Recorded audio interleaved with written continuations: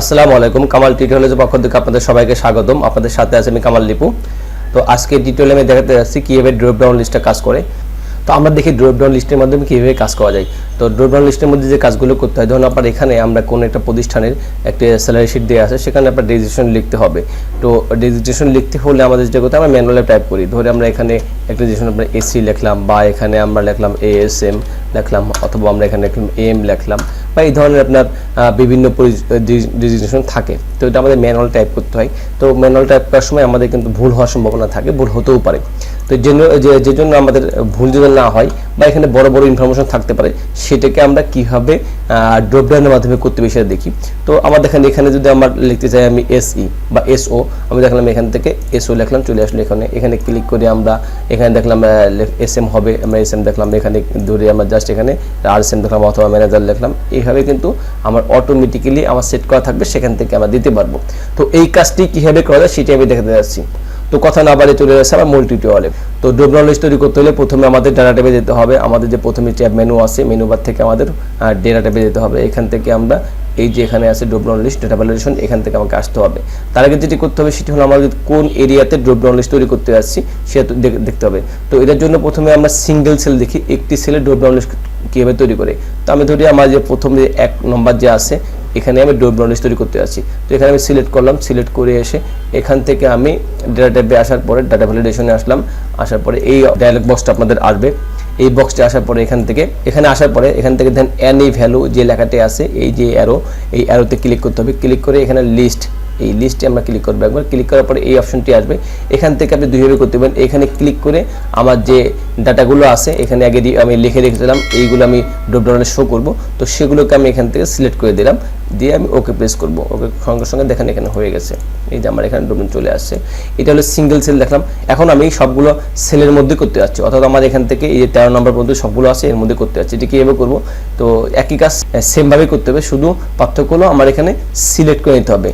একটি করার জন্য একটি সেল, আমি সবগুলো করার জন্য সবগুলো সেল সিলেক্ট করব, বা আমি যতগুলো সেল করতে যাচ্ছি ততগুলো সেল সিলেক্ট করব। ধরি আমি যদি অর্ধেক করতে চাই তাহলে অর্ধেক সিলেক্ট করব।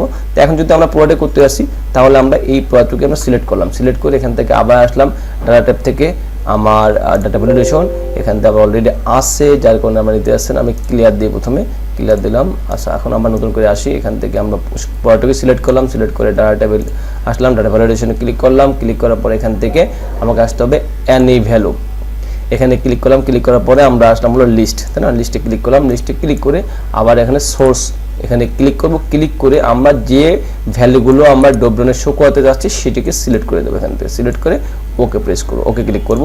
ক্লিক করে দেখেন চলে আসছে। এখন প্রত্যেকটা সেলের মধ্যে সেম লেখাগুলো চলে আসছে, আমি যেখানে সেলে আমি দিতে পারবো। তো এখানে আরেকটিভাবে করা যায়, সেটিও আমি দেখাতে যাচ্ছি।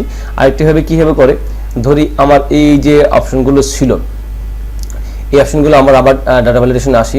একই ডাটা থেকে ডাটা ভ্যালিডেশন, এখান থেকে আমরা প্রথমে ক্লিয়ার দিয়ে দিই, ক্লিয়ার দিলাম। এখন আমরা কীভাবে করতে যাচ্ছি, এই দেখেন এই যে সিলেক্টগুলো ছিল, আমরা ডাটা ট্যাব থেকে ডাটা ভ্যালিডেশনে আসলাম। আসার পরে এখানে আমরা একইভাবে সেটিং থেকে এনি ট্যাব, এখান থেকে লিস্টে আসলাম। আসার পরে দেখেন আমরা ক্লিক করলাম, এখানে ক্লিক করে আমরা এখান থেকে সিলেকশন করে দিছি এভাবে, তাই না? আমরা এটা করতে পারি। আরেকটি ওয়ে আছে, আমরা এখানে সিলেক্ট করলাম না, আমরা এই যে অ্যারো চিহ্নটা আছে, এই অ্যারোতে আমি ক্লিক করলাম একবার। ক্লিক করার পরে আমি এখান থেকে এইভাবে সিলেকশন করে দিলাম। তো এইভাবে কিন্তু করতে পারবো। আবার এখানে এই অ্যারোতে ক্লিক করব, ক্লিক করে আমরা ওকে প্রেস করব বা ওকে ক্লিক করব, ক্লিক করলে চলে আসবে দেখেন একইভাবে। তো এখন আমরা এই ড্রপ ডাউন লিস্ট আমরা দেখেন এই একই শীটের মধ্যে আমরা কিন্তু আনছি। এই একই শীট বাকি রেখে আমরা যদি অন্য শীট থেকে আমরা আনতে চাই সেটাও কিন্তু করতে পারবো। তো অন্য শীট থেকে কীভাবে আনবো? আমি ধরি আমার এই লেখাটুকু আমার এই শীটে না থেকে যদি আমার এখানে থাকতো, আমরা নতুন একটা শীটে আমাদের এখান থেকে আমরা আনতে চাই, সেটিও কিন্তু আমরা করতে পারবো। তো সেটি কীভাবে করবো সেটি আমি দেখাতে যাচ্ছি। এখন এই শীটে নাই, তো আমরা এখানে প্রথমে একটু ড্রপ ডাউন লিস্ট ক্লিয়ার করি। ডাটা ভ্যালিডেশন থেকে আমরা এখান থেকে ওকে দিলাম। হ্যাঁ, এখান থেকে ড্রপ ডাউন লিস্ট নাই। তো আমরা যেটা করবো, আমি এখান থেকে একইভাবে সম্পূর্ণ সিলেক্ট করলাম। সিলেক্ট করে ডাটা ভ্যালিডেশন থেকে আমরা লিস্টে আসার পরে আমরা এই যে অপশনটা আছে, অথবা এখানে ক্লিক করে যেখানে যেভাবেই করি, আসার পরে আমাকে যেটা করতে হবে যে আমি যে শীট থেকে আনতে আসছি সেই শীটে ক্লিক করব। আমি এই শীট 1 নামে যেখানে এখানে আছে, এই শীট 1 আমি ক্লিক করলাম। এখান থেকে আমি এই অংশটুকু যে ডাটাগুলো আমরা দেবো সেখানে সিলেক্ট করলাম, একইভাবে ওকে ক্লিক করলাম। এখন দেখেন চলে আসছে। তো তো আমি শুধু এই শীট না, যে কোনো শীট থেকে আমি আনতে পারবো। এটা আমি যেখানে থাক সেখান থেকে ডাটাগুলো আমি ডাটা ভ্যালিডেশন লিস্টের মধ্যে নিয়ে আসতে পারবো। তো এখানে কিছু সেটিং আছে, সেটিংগুলো আমরা একটু দেখি, সেটিংগুলো আমরা কীভাবে কাজ করব। দেখুন এই ড্রপ ডাউন লিস্টের মধ্যে আপনার কিন্তু আসছে, আমি কিন্তু এখন চাইলে কোনো কিছু লিখতে পারবো না। আমি যদি লিখতে চাই, দেখেন আমার এরর মেসেজ দিচ্ছে, এখানে কিন্তু আমি কোনো কিছু লিখতে পারবো না। আমি যা বারবার লিখবো আমাকে কিন্তু একই দেবে। আমি এখানে চেঞ্জ করে কোনো কিছু লিখতে চেষ্টা করি, আমি ধর 1 2 3 লিখলাম, দেখেন আমাকে একই মেসেজ দেবে, আমি কোনো কিছু লিখতে পারবো না। তো ইচ্ছা করলে আমি হতে পারে যে আমি যেগুলো দিয়েছি এরকম হতে পারে যে আমি এখানে এই যে কয়েকটি পজিশন দিয়েছি এগুলোর বাইরেও কোনো পজিশন আমাকে লেখা লাগতে পারে। তো আমি সেটা কীভাবে করবো, সেটা কিন্তু এখান থেকে আমি লিখতে পারবো না। তো এই সমস্যা কীভাবে সমাধান করব, সমাধান করার জন্য প্রথমে আমি যখন ডাটা ভ্যালিডেশন ক্লিক করলাম, আবার ক্লিক করে এখান থেকে আমি ইরর, দেখেন এখানে আছে এই যে পরের অপশনটি আছে ইরর অ্যালার্ট। ইরর অ্যালার্ট যেটি অপশনটি আছে এখানে কয়েকটি অপশন আছে, এখানে ওয়ার্নিং আছে, ইনফরমেশন আছে, বিভিন্নভাবে দেওয়া আছে। তো আপনি এখানে স্টপ যেটা দেওয়া আছে, অর্থাৎ আপনাকে স্টপ লেখাটি শো করবে, আর এখানে আপনি ওয়ার্নিং এই লেখাটি এখানে শো করবে। যদি আমি এখানে দিয়ে দেখেন আমি ক্লিক করি, এখানে আমি যদি কোনো কিছু লিখতে চাই আমাকে ওয়ার্নিং এই যে লেখাটি শো করবে। তো আমরা এটাকে কোনো কিছু করলাম না, ওয়ার্নিং দেখার পর দিয়ে দিল, তারপর ওয়ার্নিং দিচ্ছে একটা আমাকে মেসেজ। তো আমরা দিতে আসছি না, তখন আমরা কীভাবে করতে আসছি, আমরা এখান থেকে ওয়ার্নিং না স্টপে থাকে, আমরা একেবারে কোনো কিছু শো করবে না, জাস্ট সিম্পল আমাকে নিয়ে নেবে। তাহলে আমাকে এই যে শো আছে error message, show error after the invalid data is entered, যদি ইনভ্যালিড ডাটা আপনি এন্টার দেন তাহলে আপনি ইরর শো করবে। তো এটাকে আমি ঠিক আছে আনটিক করে দেবো।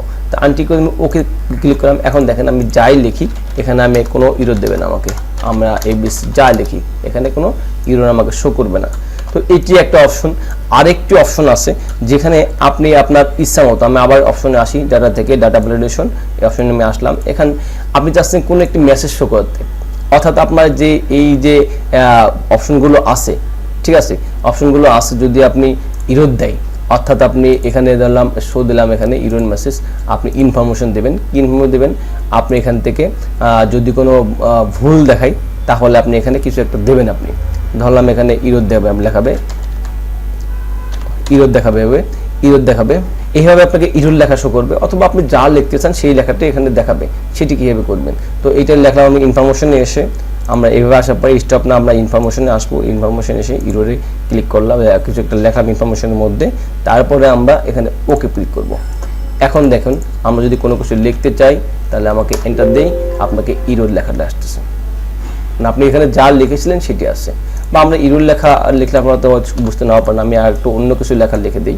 এখান থেকে ডাটা ভ্যালিডেশনে আসলাম, এখান থেকে আমরা এখান থেকে লিখলাম হলো ABC, আমরা কিছু একটা লিখলাম, লিখে আমি এখানে যদি ওকে ক্লিক করি, দেখেন এখানে কি আছে, আমি যে লিখেছিলাম ABC, এখানে কিন্তু এন্টার দিলে ওই ABC লেখাটা আসবে। তো এইভাবে আসলে এই মেসেজগুলো দেওয়া যায়। তো ডাটা ভ্যালিডেশনে কাজ করতে আমাদের যে সমস্যাগুলো তৈরি হতে পারে আমি একটু সামারাইজ করে বলি।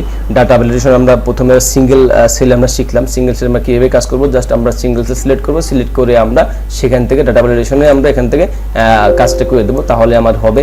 আর যদি আমরা মাল্টি সেল সবগুলো সেলে একসঙ্গে ডাটা ভ্যালিডেশন করতে চাই, অর্থাৎ এইভাবে যদি আমরা অনেকগুলো সেল বা আমার পছন্দ মতো এই 2টি সেল 3টে সেল করতে চাই, তাহলে যতটুকু আমি সিলেকশন করবো সেখান থেকে সিলেক্ট করার পরে আমরা এখান থেকে ডাটা ভ্যালিডেশনে আসবো, এসে আমরা এই কাজটি করব।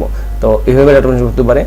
আর এখানে আমি যদি আমার যে প্রথম দেখেছিলাম আমি আমার ডাটা কি ডেটাগুলো এন্ট্রি দেবো সেটা আমি প্রথমে লিখে রেখেছিলাম, অর্থাৎ এখান থেকে আমি একটি শিট থেকেও করতে পারি, অথবা আমরা আমার পিছনে বা অন্য কোনো শিট থেকেও আমি কিন্তু করতে পারবো, বা অন্য কোনো সেল থেকে শিট থেকে বা ফাইল থেকেও কিন্তু করতে পারবো। তো এটা আমরা করতে পারবো।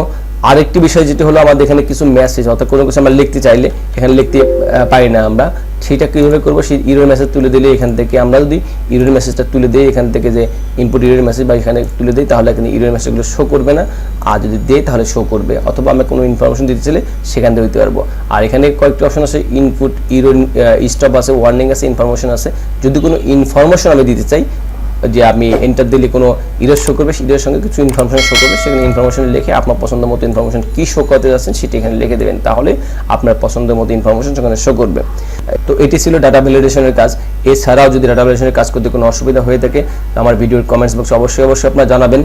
তো আশা করি আমার ভিডিওটি আপনাদের ভালো লেগেছে। ভিডিওটি যদি আপনাদের ভালো লেগে থাকে তাহলে ভিডিওর শেষে কমেন্টস করবেন, ভিডিওটি বন্ধুদের সঙ্গে শেয়ার করবেন, আর এই ধরনের ভিডিও পেতে আমার চ্যানেলটি অবশ্যই সাবস্ক্রাইব করবেন এবং পাশে বেল আইকনটি ক্লিক করবেন।